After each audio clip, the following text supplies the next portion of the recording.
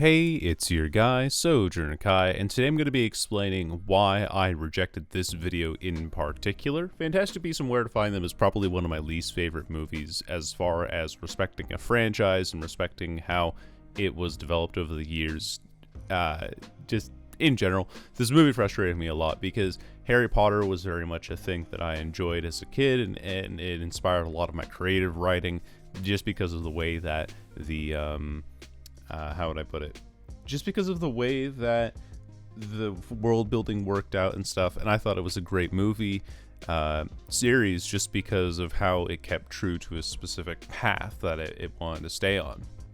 And when it came to Fantastic Beasts and Where to Find Them, I was expecting, to have Fantastic Beasts and Where to Find Them, and it ended up being a massive disappointment. To the point where I started writing this video essay, and I wrote it out and everything, but then as I went back to gather clips, I realized that there were some things that I said in this video that are just straight up wrong. So I had to scrap the video because a lot of the things that I said that were straight up wrong about the movie, I couldn't go back and edit the audio because it was so many minutes of audio that I had to then remedy to make more correct, more accurate to the real. I'm trying to have words here, but I'm not very good working off script. Basically, video bad, inaccurate to movie, rejected because it would have been too much trying to re-record audio, and I need to approach this differently and try to approach this project differently. And I do want to make a video on this eventually, but for now, this is rejected, and this is where it'll be. Hope you guys enjoy the content. A lot of my frustration comes from how hard it is to forget the Harry Potter films, despite the 5-year gap between the last film and Fantastic Beasts and how they are supposedly set in different time periods. I know that it's unfair to judge a film by its predecessors, especially in regards to a spin-off series like this, where they're supposed to be entirely detached from one another. Harry Potter is about wizard school children, and Fantastic Beasts looks more into the adult wizarding careers and lives that they lead after school. Fantastic Beasts and Where to Find Them has a handful of blatant references that exclusively Harry Potter fans would get. Well, fans, more if you've read the books or watched the movies at some point, you might recognize the last name Lestrange, which also just so happens to be the surname of Newt's love interest. If you didn't know who Lestrange was, then Queenie forcing the name out of Newt later in the film becomes an awkward line that does nothing beyond fan service while confusing newer viewers.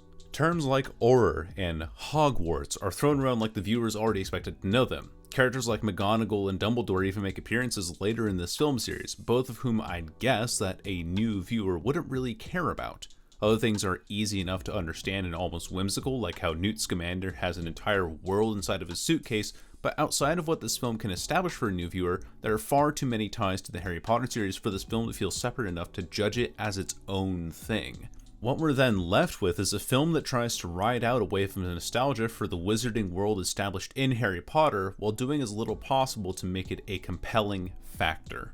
Whenever I ask my friends what their favorite part of this film was, basically every one of them agrees that Dan Fogler's character, Jacob Kowalski, was the highlight, and I for one agree with them. Out of all the characters in this film, Jacob was the one that made everything feel the most alive. He's the comedy punching bag, he's charismatic, and a guy so far out of his league while he's in the wizarding world that you can't help but cheer for him. What I think this says is that the film did a decent job at creating a character that the audience feels that they can relate to, and in films with complex worlds, the audience always requires a stand-in character, someone to guide them through everything.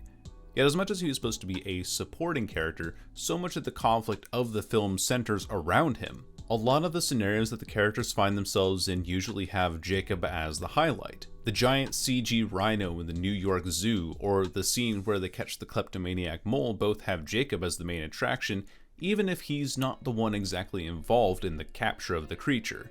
It's these moments with Jacob that make the film feel like it's living up to its title because these are some fantastic beasts and by golly did we find them. He's also the main character in my opinion since he's the only character who has motivation, undergoes development, and has hints towards a darker history that we don't have time to spend dwelling on. Things like his job at the canning factory and his time in the First World War. Now, Here's the problem. Jacob isn't the main character. And he's a muggle, or nomad as the Americans so creatively call it. Not to say that muggles can't be main characters, but in a film that takes influences from its predecessor series and is clearly meant to be centered more around how wizards deal with the more magical creatures, spending so much time on a character that supplements nothing to the greater world around him feels pointless. This is the first time that we've gotten a glimpse of the world beyond Hogwarts school life, which was something that Harry was building towards in the original films, and instead the movie decides to focus on the character that has as little to do with the wizards as possible. There are specific points where we get a look into some of the systems that the wizards operate around, or moments where we get to see how adult wizards are able to hide themselves among regular people. But when they do choose to do so, the person who always ends up taking the highlight of the scene is Jacob, the character who has no influence over or way to meaningfully guide the viewer through the scene. He is ultimately a distraction whose non-magical ability is a constant running joke throughout the film, and is the only way that the writers of this film have chosen to incorporate him. For a character that's supposed to be more two-dimensional, Jacob gets the amount of screen time that you'd expect a fully fleshed out character to have. It leaves me, the viewer, always waiting to see if there's anything that the film does with his character, but when his development ends up being completed by a proverbial light switch off screen, I feel disappointed, both because I like the character and because the film had led me to believe that there was something much more to him. What do I mean by a light switch? After being obliviated by the end of the film, Jacob has remnant memories of his past with the wizards, and Newt gives him the silver that he needs in order to take out a bank loan. When we see him at the very end of the film, he has the bakery he's always wanted to run, and with it, a sudden surge in confidence. I would have loved to see that change unfold more realistically, because prior to this moment here at the end of the film, we, the audience, have only ever known Jacob as a joke and as the supposed supporting character. I say supposed because the entire film is supposed to be about Newt Scamander and how he's supposed to be traveling with his menagerie to calmly release them and study them while writing his book about how to care for them.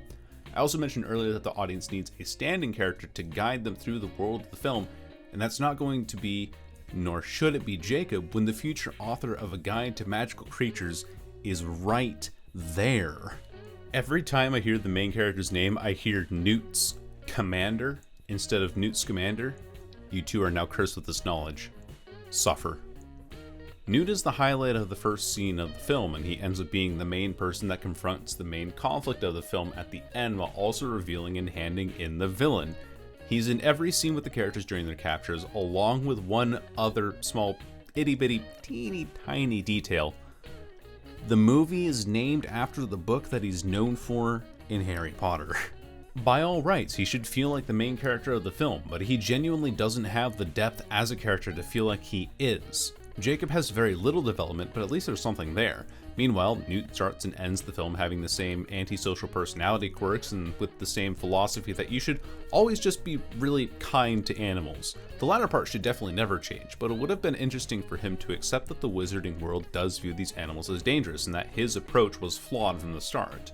Of course, Newt wouldn't get this from a wizard who wouldn't lash out with magic, but as soon as he endangers a muggle, maybe his perspective would change a little. Maybe then there would be a hint of him trying to find a middle ground to work towards at the end of the film, leaving off on a note that things would improve in the next one. What I'm honestly looking for is something that makes Newt Scamander a more three-dimensional character like your main character is supposed to be, and that doesn't happen. His reactions to things happening throughout the film remain fairly similar, and by the end of the film I can't say that his life has been changed, he's just been inconvenienced.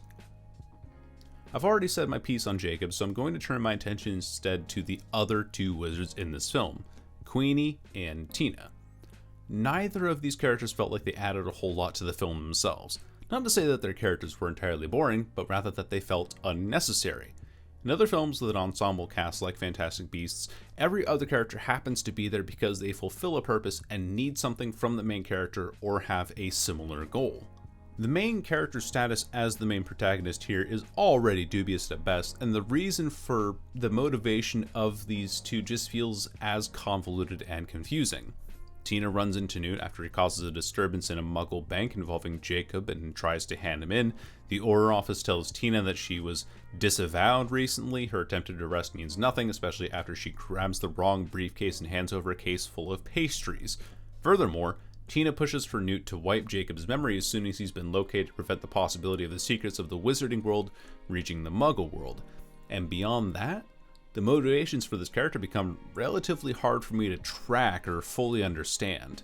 I get that she tags along with Newt to try and find a reason or way to arrest him and bring in evidence of him bringing dangerous animals into the USA, but the lengths that she goes to help him feel completely unwarranted. One of her concerns was Jacob's memory still being completely intact, and that gets complicated after one of Newt's animals bites him on the neck. Clearly they can't send him back out into the world like that, but just as soon as the bite is healed and taken care of, surely it would have been reasonable for them to say, well, we don't really need this Muggle anymore, and one of Tina's goals would have been completed. I know that that seems a bit harsh for me to say, but very rarely in this film do you get the idea that either of these two really even care about Jacob. He acts as more of a stumbling block for the two, like a younger sibling who isn't coordinated enough to hang out with the big kids. Even with Tina, Queenie, and Newt acting as the big siblings in this metaphor, they all seem completely lost in the narrative, and let me explain why. Tina is a failed Auror whose personality quirk is having no personality aside from RMF, aka resting moping face. Queenie is able to read minds, a gimmick that grows old very quickly, and she becomes infatuated with Kowalski, bridging the forbidden gap between the wizarding and non-wizarding worlds. Newt is an antisocial, possibly neurodivergent wizard who cares about educating people on the magical beasts that they encounter regularly. Each of these characters possess tropes that would fit really well into stories that were made for them. Tina, the failed Auror, looks for a way to restore her position and find out who sabotaged her for removal, since Aurors are supposed to be like, the top 5% of wizarding students. Queenie could have very easily been the center of a wizarding romantic comedy, wherein the film explores the then forbidden love between a witch and a muggle.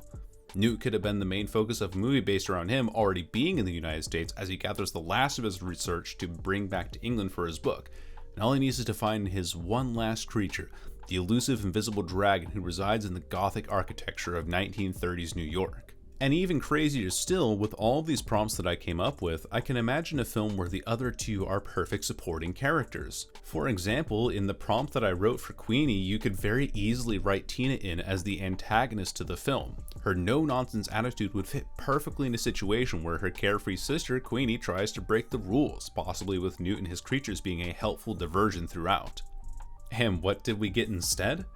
A film where the villain is a dark, shapeless cloud controlled by the 1930s version of Voldemort. Now let me ask you this one thing.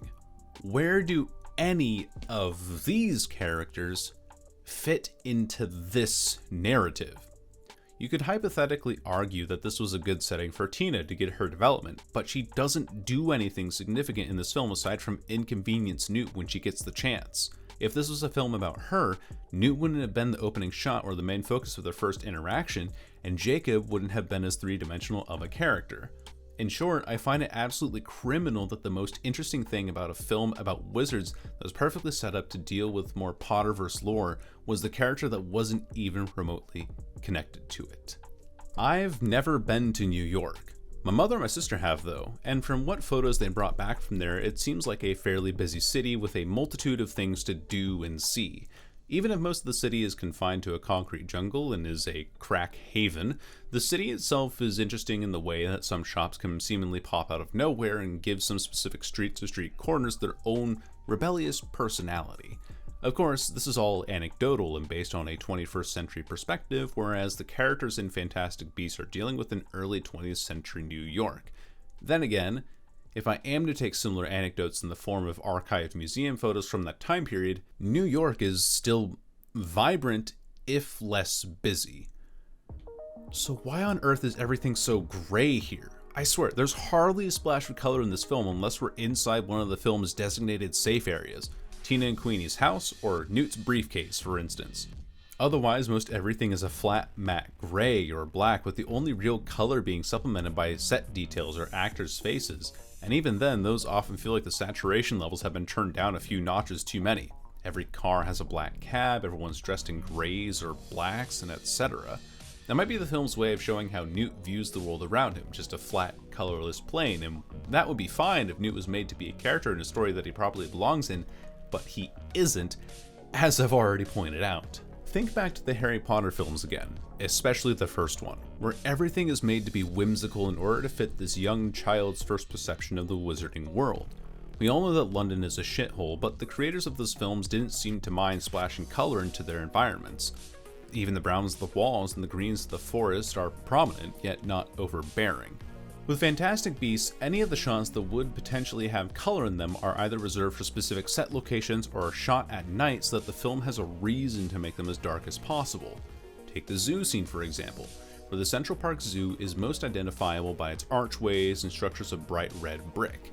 Surrounding the zoo itself is Central Park, which at the time of year that the film is set in would naturally be surrounded by fields of green. But we don't get to see this at all though, with everything being shrouded entirely in darkness. It's not red brick, it's a very shadowy red brick that blends in with the color scheme for the rest of this film. Just gray, black, and more gray.